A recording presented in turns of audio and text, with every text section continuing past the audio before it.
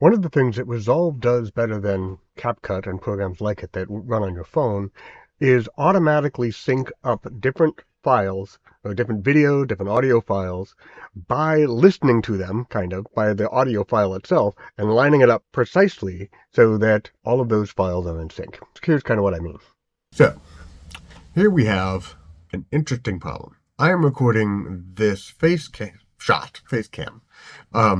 on my phone, using the audio on the phone, while I am looking at Resolve on the computer here.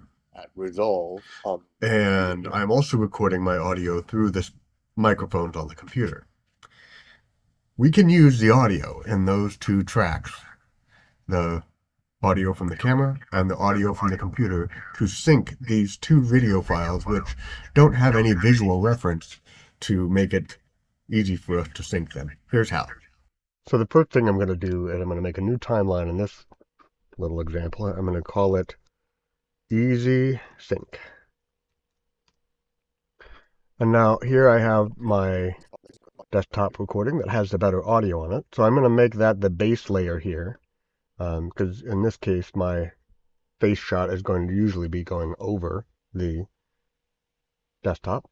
I'm going to make the audio here a little bit louder. I want to be careful not to clip any of these spots like that. That's going to be too loud, but that'll make it at least a little easier to hear. The bottom, I'm recording audio both on the phone. It's kind of a quick audio thing. And I'm going to take my face cam and I'm going to bring it down on top on a separate track.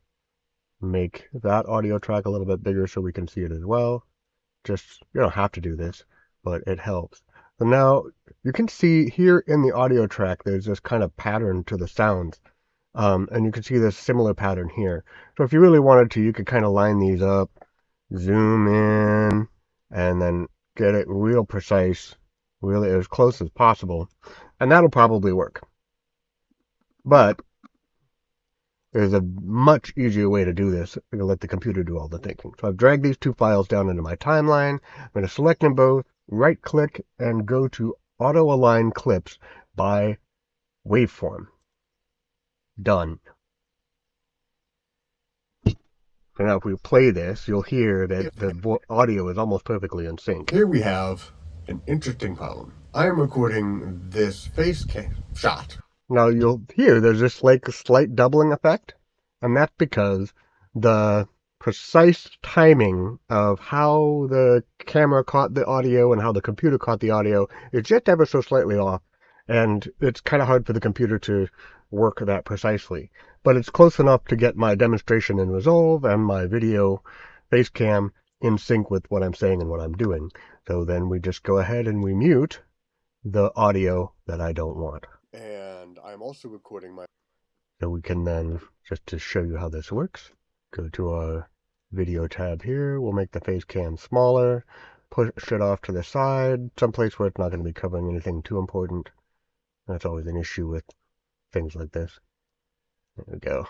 Can clip it off to the side there. So now, while I am looking at Resolve on the computer here, and I'm also recording my audio through this pretty simple example, but I think you can see how powerful this is. If you have three people using their smartphones to record, say, a 1-shot, a 2-shot, and a 3-shot of a presentation that's going on, and you have a fourth phone near the presenter to catch the better audio, how do you sync all of those up in the editor? Well, here's how. You just really quickly select them all, auto align clips by waveform, and it's done. It's really handy.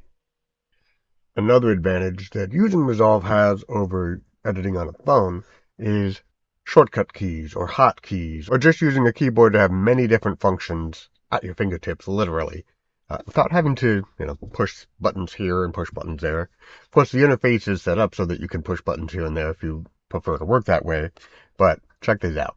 So here in Resolve, I can customize my keyboard.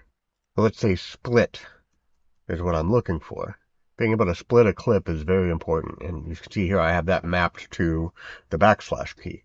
By default, it's control backslash, I believe, but I have it mapped to backslash. Now, there's also zoom in and out, which you do a lot. And here in view, you see I have this mapped to a number of things, that's a different conversation. But I also have it mapped to equal and minus, which is like the plus and minus keys on the keyboard. So you can plus, plus, plus, zoom in, minus, zoom out. And then there is enable and disable. By default, it's mapped to D, and I just left it there. All right. So here's how it works. By default, J, K, and L are J is backwards, K is stop, L is forwards. And normally you would just like hit space to play it. One of the things that Resolve does better than CapCut and programs like it that run on your phone is automatically sync. And you'll die of boredom going through this in real time, especially if you're the one that recorded it or if you've seen it a few times. Now, if I hit L, I go forward. If I hit L again, one of the things that Resolve is automatically sync different files, video and audio files, by listening to them by the audio file itself and lining it up precisely. Aha, you can just listen if it's not too fast, and you can tell that there was a false start here. And lining it up precisely. Okay, so now we zoom in. So we're getting our timing right. We hit split. With no tracks selected, it'll split all. Go back here. I believe this is where it was.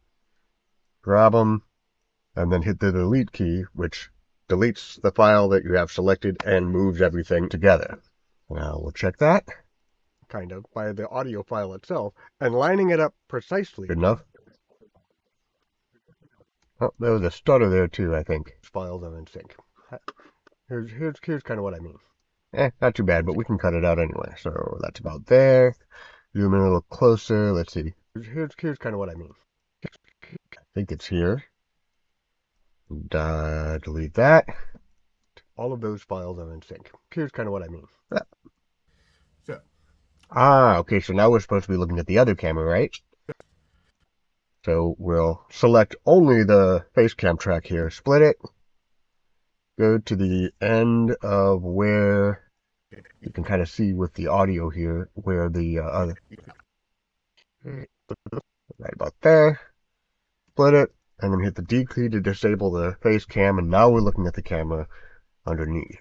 So, here we have an interesting problem. Kind of quiet, yeah? You can see that the audio is a little quiet on the desktop track.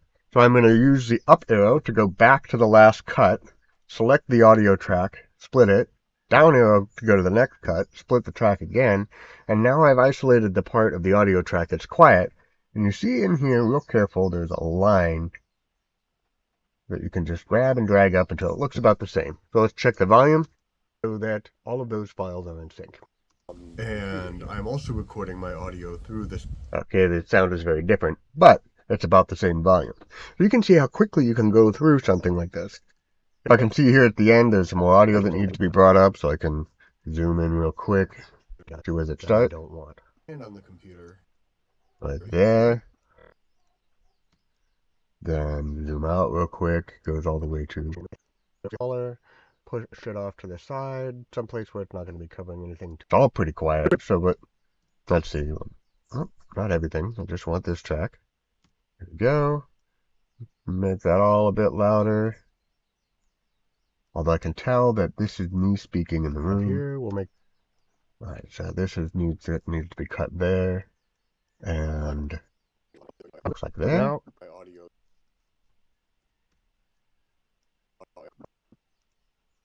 but we'll make that louder as well.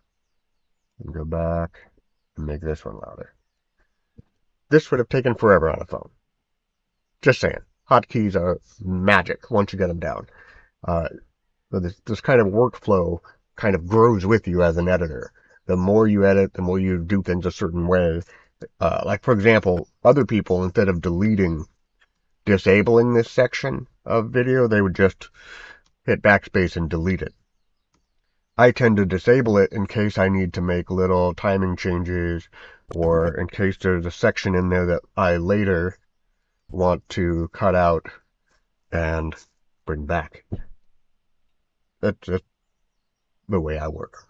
So anyway, hotkeys, computers, they speed things up tremendously. So when you get into a pattern of editing a certain kind of program over and over again, you can get very fast at it. Give it a try.